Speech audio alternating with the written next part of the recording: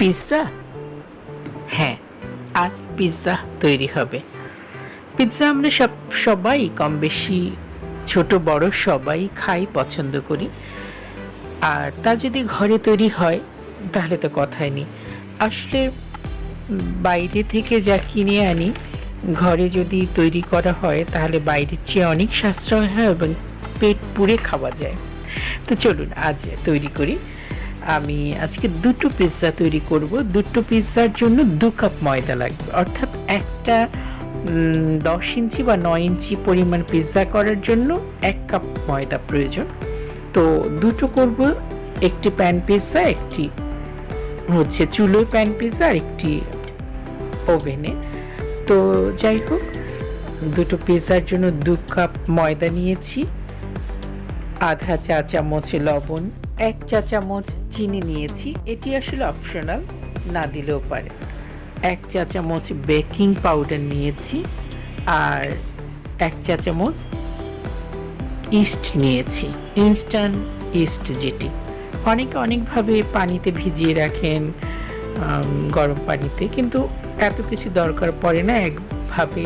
এভাবে নিয়ে একসাথে একটু নাড়াচাড়া করে মেখে নিলাম।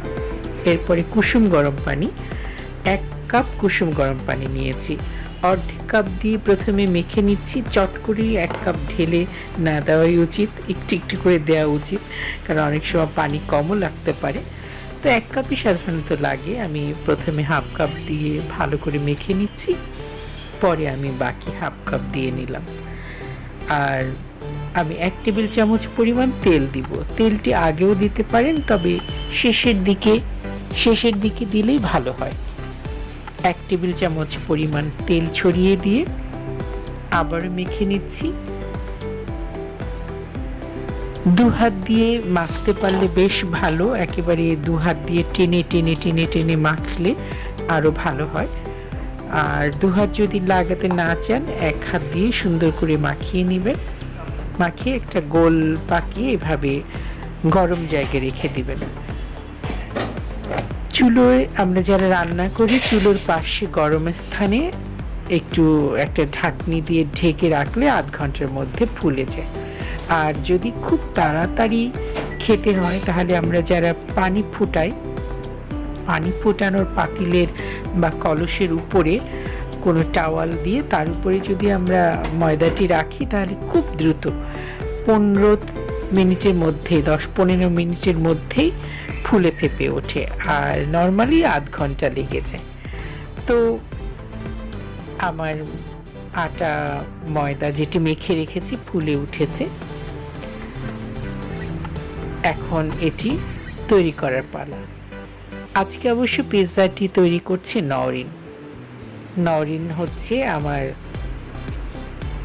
বৌমার বোন।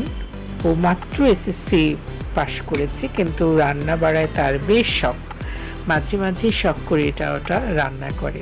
নওরিন আর আমি দুজনেই তৈরি করছিলাম, কিন্তু আমি পাশে ছিলাম, দেখিয়ে দিচ্ছিলাম।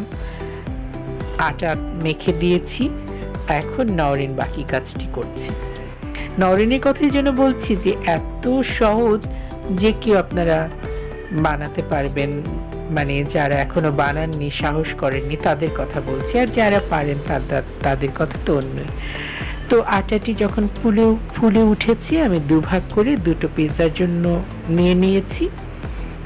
অর্ধেক ভাগ আমি ফ্রাই প্যানের উপরে একটু তেল ব্রাশ করে তার উপরে হাত দিয়ে টেনে টেনে নিলাম রুটির মতো করে। ইচ্ছে করলে আলাদা রুটি বেলে তারপরেও আপনি দিতে পারেন, আর সরাসরি প্যানের উপরে দিয়ে নিতে পারেন, যেটি আপনার সুবিধা হয়। আর হাত দিয়ে একটু চেপে চেপে নিলে, এরপরে কাঁটা চামচ দিয়ে একটু ফুটো করে নিলে এর ভেতরে একটা বাতাস ভাব থাকে, দূর হয়ে যায় এবং ভেতরে প্রবেশ করে সব কিছুই। তো রুটির মতো করা হয়ে গেছে। এরপরে নানান রকম সস দেওয়া হবে। ইচ্ছে করলে শুধুমাত্র হাতের কাছে যদি টমেটো সস থাকে তা দিলেই হয়, আর যদি 2-3 ধরনের সস থাকে, chilli sauce, tomato sauce, barbecue sauce, সব কিছু যদি একটু মিক্স করে দেওয়া হয় তাহলে আরও ভালো হয়। তো তো আমরা 2 ধরনের সস দিচ্ছি, বারবিকিউ সস এবং টমেটো সস। ভালো করে মিশিয়ে দিয়ে এর উপরে চিকেন কিমা অথবা বিফ কিমা দিতে পারেন। যারা ভেজিটেরিয়ান তারা শুধুমাত্র তুলসী পাতা মানে বেসিল পিৎজাও কিন্তু খুবই মজার হয়, অথবা কিছু ভেজিটেবল কুচি দিয়েও করতে পারেন।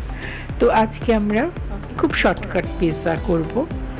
এটি হচ্ছে সসেস, চিকেন সসেস দিয়ে করব। সসেস টুকরো করে নিয়েছি, এরপরে ছিটিয়ে দিচ্ছি। এর উপরে মোজারেলা চিজ দিব। 2 ধরনের চিজ দিতে পারলে আরও ভালো, যেটা আমরা পনির বলি অথবা ঢাকা চিজ নামে যে চিজটি পাওয়া যায় সেটি, এবং মোজারেলা, দুটি দিলে বেশ ভালো হয়। চিজের পরিমাণ একটু বেশ ভালো, মানে অনেকটা দিলে খেতে খুবই সুস্বাদু হয়। তো একটা পিৎজার জন্য প্রায় 1.5 কাপ, 1 কাপের বেশি, 2 কাপ দিতে পারলে তো খুবই ভালো। তবে 1.5 কাপ পরিমাণ ঝুরি করা চিজ ছিটিয়ে দিয়ে এর উপরে আমি পেঁয়াজ রিং করে কাটা পেঁয়াজ দিচ্ছি। আর হাতের কাছে না থাকলে কোনো প্রয়োজন নেই, যা আছে তা দিলেই হবে। আর যদি অলিভ, ক্যাপসিকাম এগুলো থাকে তাহলে দিলে আর একটু কালারফুল হয়, খেতেও ভালো লাগে। তো আমি শুধু আজকে পেঁয়াজ রিং দিচ্ছি। পেঁয়াজের পরে এরপরে কিছু ফ্লেক্স দিচ্ছি, চিলি ফ্লেক্স। এটিও কিনতে পাওয়া যায়, অথবা আপনি মরিচ ভেজে গুঁড়ো করে ব্লেন্ডারে গুঁড়ো করে নিলেও হয়। তো একটু গোলমরিচের গুঁড়ো দেয়া হলো, একটু চিলি ফ্লেক্স মানে শুকনো মরিচ গুঁড়ো যেটা বলা হয়, ভাজা শুকনো মরিচের গুঁড়ো, সে চিলি ফ্লেক্স দেয়া হলো। এরপরে অরিগানোটা কিন্তু মাস্ট। ইটালিয়ান খাবারে বিশেষ করে পিৎজাতে অরিগানো না দিলে কিন্তু এর গন্ধটা, মানে অরিজিনাল গন্ধটা আসে না, ভালো লাগে না। তো সব দেয়া শেষ, এবার চুলোয় বসাবো। তো ফ্রাই প্যানে যেহেতু করা হবে তাই ফ্রাই প্যানের উপরে বসিয়ে ফ্রাই প্যানের ঢাকনিটা দিয়ে দেওয়া হলো। আর ঢাকনির মাথায় যে ছিদ্র ভাব থাকে, ভাপ সরে না যাওয়ার জন্য ওটি কাগজ দিয়ে মুড়িয়ে দিলাম। এবারে প্যানে চুলোয় 10 থেকে 12 মিনিট, খুব আস্তে করে জাল হলে 12 মিনিট। আর যদি আপনি প্রথমে একটু 2 মিনিট হিট বেশি দিতে চান, 2 মিনিট একটু হিট দিয়ে জালটা বাড়িয়ে দিয়ে এরপরে নিভু আঁচে রাখবেন 8 মিনিট, তাহলে 10 মিনিটে হয়ে যাবে। আর যদি আপনি এই রিস্ক না নিতে চান তাহলে একেবারে নিভু আঁচে 12 মিনিটের মতো রাখলে, খুবই নিভু আঁচ যেটা বলি, তো সেভাবে রাখলে পিৎজা হয়ে যাবে। এই যে পিৎজাটি হয়ে গেছে, এখন কেটে নিয়ে খাওয়ার পালা। আরেকটি পিৎজা আমি ইলেকট্রিক ওভেনে দিচ্ছি, সেটিও 200 ডিগ্রিতে 10 মিনিট বেক করব, তাহলেই হয়ে যাবে। তো আশা করব আপনারা যে কোনো অনুষ্ঠানে অথবা বাচ্চার নাস্তায়, বিকেলবেলা বা যখন অতিথি আপ্যায়নে অথবা বাচ্চা যখনই খেতে চায়, হাতের কাছে থাকলে খুব সহজে আপনি পিৎজা করে দিতে পারবেন। আর খুবই সহজ পদ্ধতি, যারা করেনি তারা করবেন আশা করি। তো আজ এ পর্যন্ত, সবাই ভালো থাকুন, সুস্থ থাকুন, আবার দেখা হবে নতুন ভিডিও নিয়ে। আল্লাহ হাফিজ।